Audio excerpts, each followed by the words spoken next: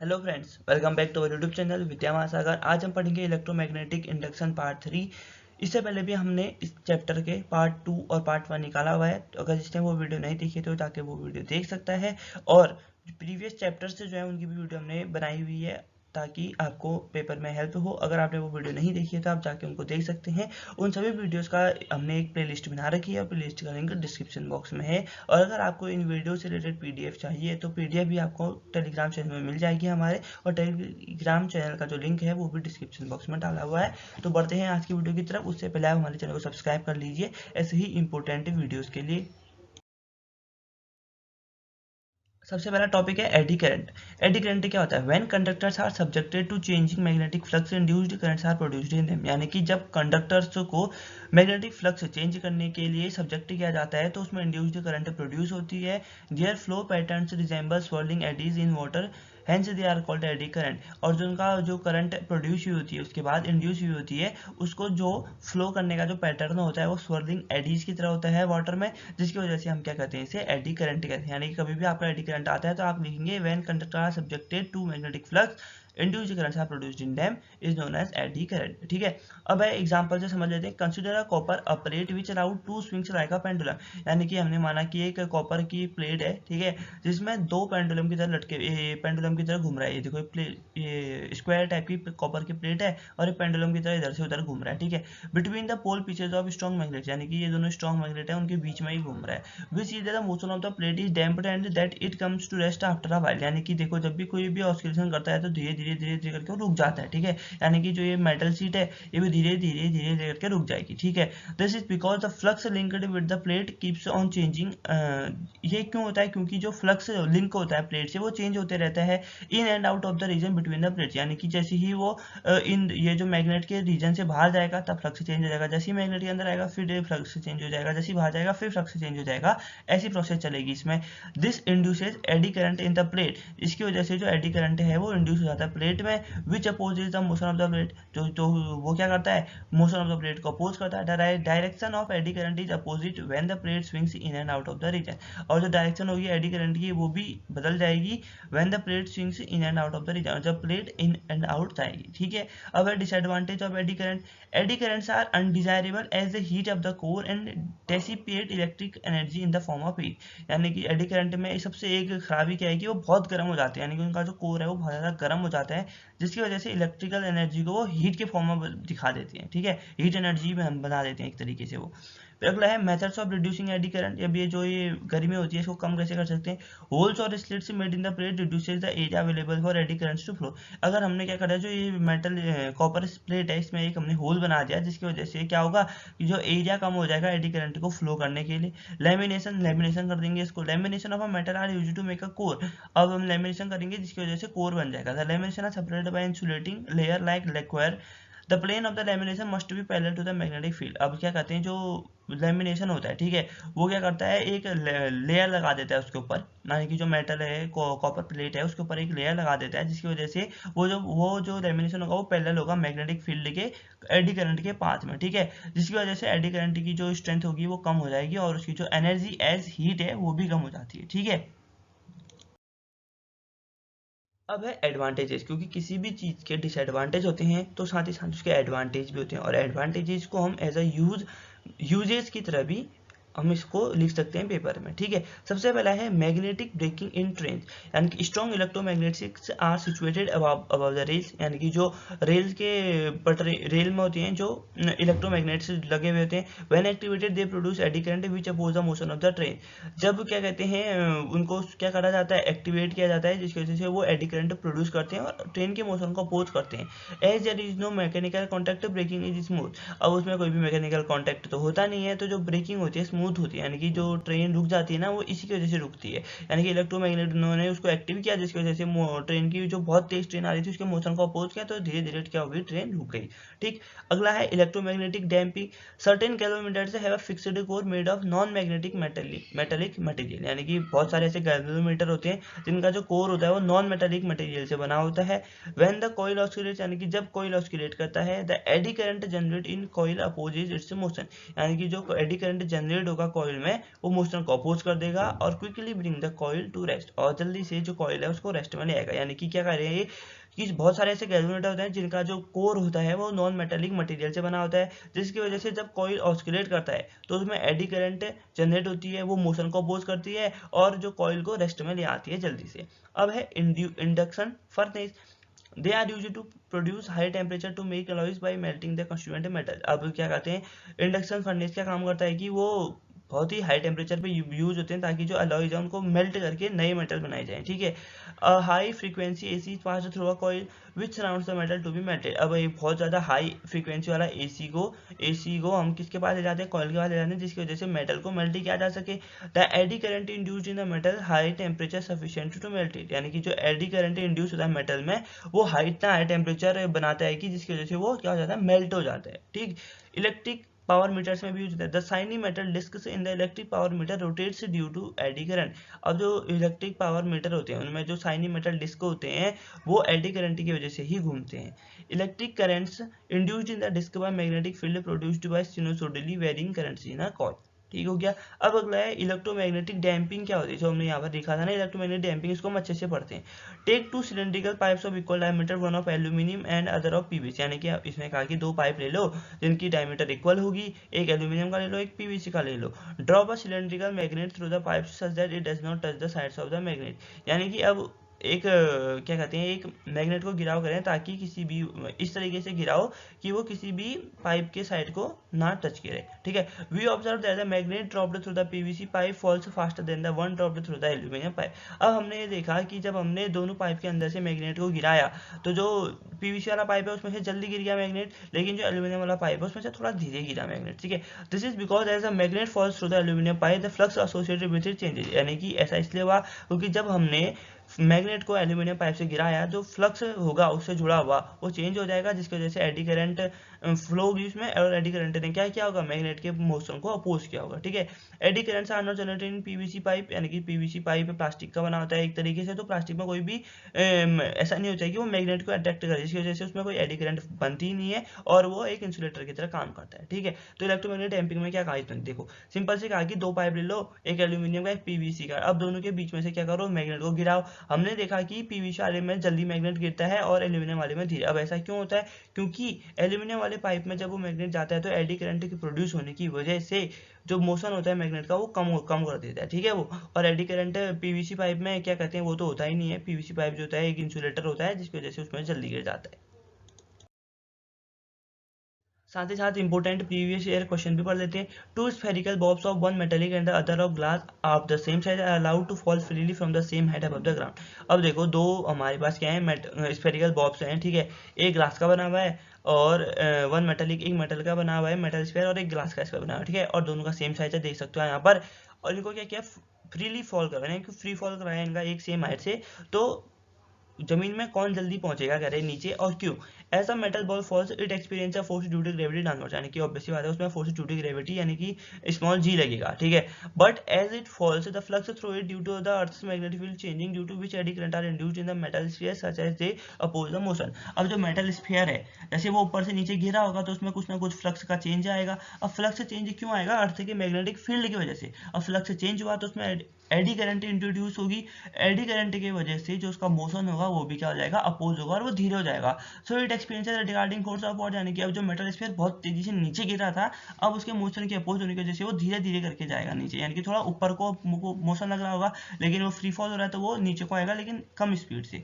Since glass is an insulator, अब glass एक insulator है उसमें कोई भी एडी करंट नहीं लगती है और उसमें कोई भी force due to gravity experience भी नहीं होती है, जिसकी वजह से जो ग्लास स्फीयर है वो जमीन में जल्दी पहुंचेगा as compare to metal sphere, ठीक है। सिंपल सी बात है, कभी भी ऐसा आ जाए कि दो मेटल दे रखे हैं कि इनमें से ए कौन जल्दी पहुंचेगा, तो भी मेटल वाला मटेरियल होगा उसमें कह देना कि इसमें एडी करंट लगेगी, फ्लक्स की वजह से इसमें जो ये अपोज करेगा उसके मोशन को, और जो दूसरा वाला एलिमेंट है वो इंसुलेटर है तो वो जल्दी नीचे पहुंच जाएगा, ठीक है। अब आया हमारा अगला टॉपिक इंडक्टेंस। इंडक्टेंस होता क्या है? An electric current can be induced in a coil by flux change produced by another coil nearby और flux change produced by the same coil. यानी कि इलेक्ट्रिक करंट को क्या कह सकते हैं? कैन बी, यानी कि कोई भी इलेक्ट्रिक करंट को हम इंड्यूस कर सकते हैं किसी भी फ्लक्स में बाय अनदर कॉइल, यानी कि जब जो फ्लक्स होगा अनदर कॉइल के द्वारा चेंज किया गया होगा और जो फ्लक्स को चेंज किया गया होगा सेम कॉइल के द्वारा, ठीक है। इन बोथ केसेस, दोनों केसेस में the flux produced is directly proportional to the current. दोनों केस में जो फ्लक्स प्रोड्यूस होगा वो डायरेक्टली प्रोपोर्शनल होगा, क्या होगा? करंट के। यानी कि phi b directly proportional to y। If geometry of coil remains constant तो d phi b by dt directly proportional to di by dt। For a coil of n turns, यानी कि n turns के लिए the magnetic flux is linked with each turn. जो magnetic flux link होगा वो हर each turn के लिए, therefore the net flux will be n times of the flux associated with a single turn. यानी कि जो मैग्नेटिक फ्लक्स लिंक होगा ईच टर्न, ठीक है, हर टर्न में जो मैग्नेटिक फ्लक्स लिंक होगा वो क्या होगा? n टाइम्स होगा flux associated with single turn, ठीक है। तो n phi b directly proportional to I, तो n phi b is equal to L I, जहाँ पर L क्या है? कांस्टेंट ऑफ प्रोपोर्शनलिटी है, which is called inductance. Inductance only depends on the geometry of the coil and intrinsic material properties. हो गया, simple सी बात है। और ये इंडक्टेंस एक स्केलर प्रॉपर्टी है और ये जो यूनिट होती है वो हेनरी होती है, यानी कि H से डिनोट करेंगे हम उसको, ठीक है। How to calculate inductance of a coil और certain geometry? Pass current I through the coil, calculate the field and hence the expression for flux through the coil. यानी कि कैसे कैलकुलेट करेंगे? सबसे पहले करंट को पास करो कॉइल में, फील्ड को कैलकुलेट करो और उसके बाद एक्सप्रेशन को देख लो कि कितना फ्लक्स आ रहा है। फिर अगला है compare this expression with phi is equal to L I to find out L. अब इस कंपेरिजन को करो phi equal to L I से, क्योंकि करंट और फाई तो हमारे पास है तो एल यहाँ से निकल आएगा, ठीक है। अब है mutual inductance, the phenomena due to which an EMF is induced in a coil due to a varying flux produced by a coil kept near by is called mutual induction. यानी कि एक ऐसा फिनोमेना जिसकी वजह से जो EMF induce होता है कॉइल में वेरिंग फ्लक्स के द्वारा, वो क्या करता है? Produce by coil kept near by is called mutual induction. इसे हम क्या कहते हैं? म्यूचुअल इंडक्शन कहते हैं।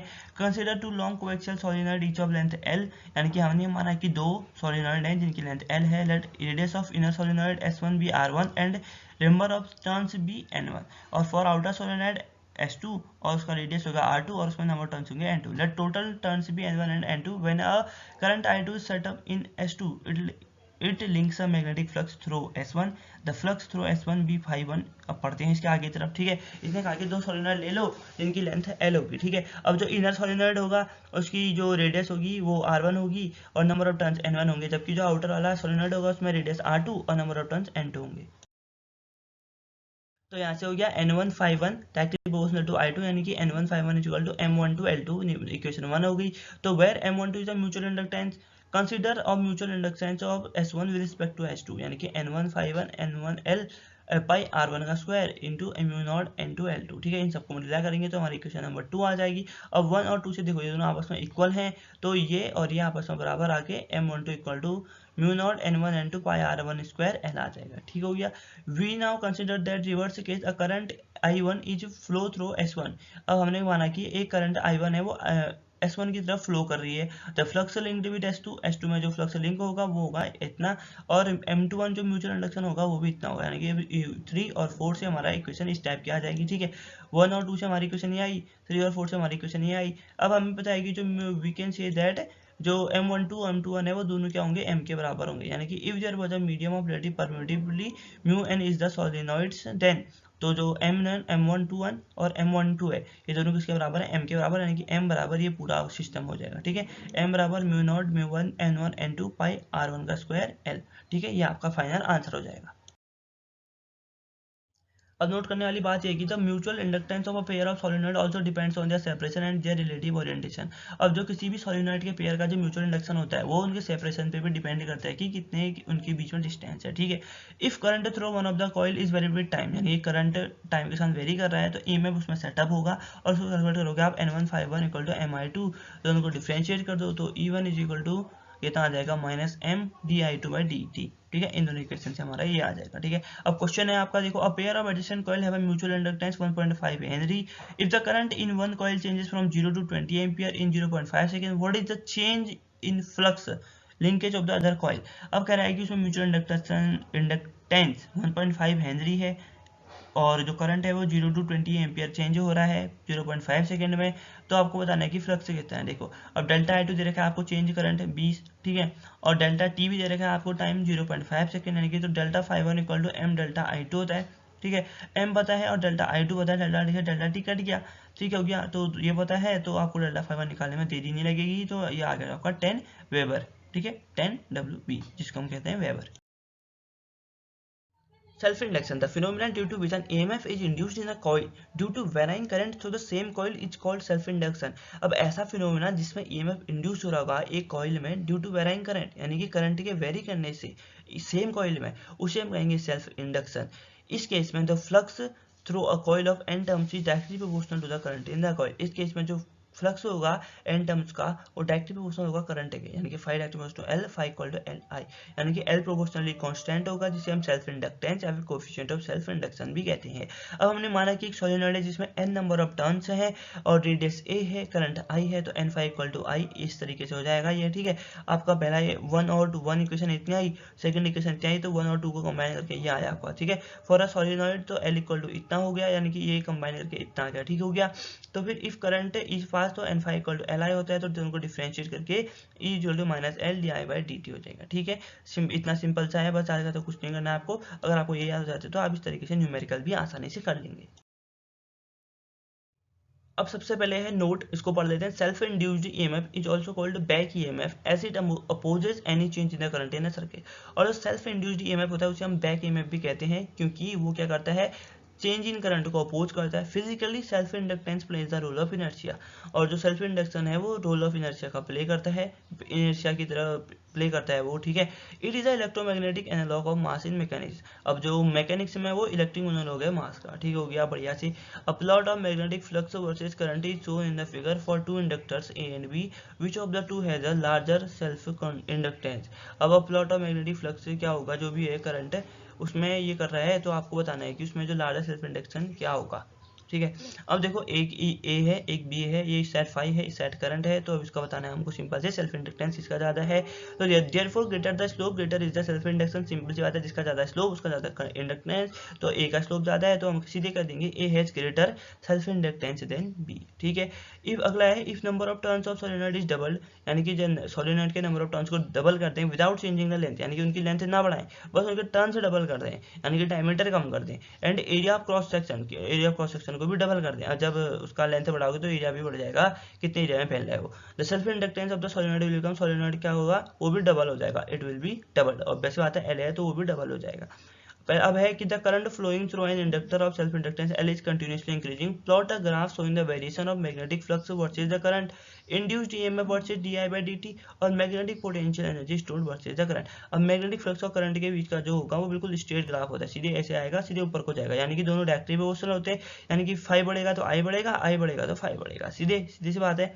अगला है इंड्यूस्ड ईएमएफ वर्सेस di/dt, तो वो ऐसे करके नीचे को फ्लो करता है, यानी कि वो जो ग्राफ है वो घटता है, ठीक है, क्योंकि डिफरेंशिएशन में कोई भी वैल्यू कम होती है, तो ऑब्वियस सी बात है जो इनका स्लोप होगा वो भी नीचे को जाएगा, ठीक है। मैग्नेटिक पोटेंशियल एनर्जी और करंट, यानी कि मैग्नेटिक पोटेंशियल एनर्जी और करंट वो क्या होता है, ये धीरे धीरे बढ़ता है, ठीक है। पहले बढ़ता है अचानक से, फिर तेजी से बढ़ जाएगा, फिर धीरे धीरे कांस्टेंट करके मूव करता है। ये तीनों के ग्राफ हो गए। तो ठीक है दोस्तों, आज की वीडियो में ये सारे इंपॉर्टेंट टॉपिक्स थे। तो मैं उम्मीद करता हूँ कि मैंने आपको ये अच्छे से समझाया होगा। अगर आपको समझ में नहीं आया तो आप कमेंट सेक्शन में बता सकते हैं कि आपको कहाँ पर समझ में नहीं आया है। और आप प्लीज़ वीडियो को हमारी लाइक करें, शेयर करें अपने दोस्त के साथ, चैनल को सब्सक्राइब कर लें और नोटिफिकेशन बेल ऑन कर लें, ताकि आपको हमारे जैसी वीडियो अपलोड हो आपको उसका क्या मिल जाए, लिंक मिल जाए, ठीक है। तब तक के लिए 2 गज की दूरी, मास्क है जरूरी, अपना ध्यान रखिए, अपने घर वालों का ध्यान रखिए, आस-पास साफ सफाई बनाए रखें। आपसे मिलते हैं नेक्स्ट वीडियो में, तब तक के लिए thanks for watching, take care, जय हिंद, जय भारत।